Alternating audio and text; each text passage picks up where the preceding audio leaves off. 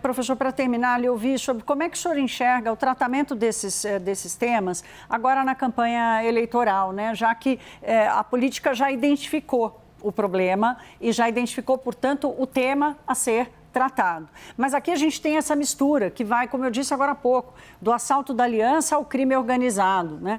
Da violência contra a mulher ao feminicídio, que é o ápice dessa violência.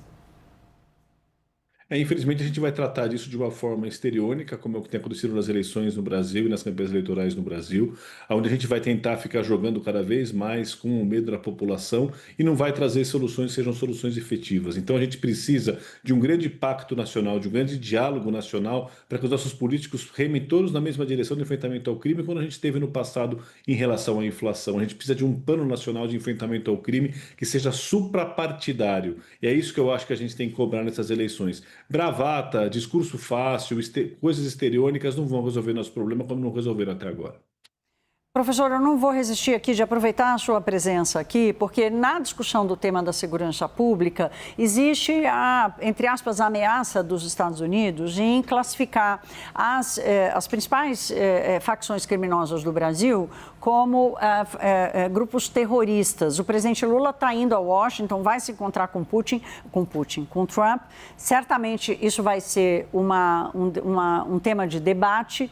E qual é a expectativa que o senhor tem diante dessa discussão? O que coloca, inclusive, qualquer tentativa de estabelecer uma política pública no Brasil de combate ao crime organizado?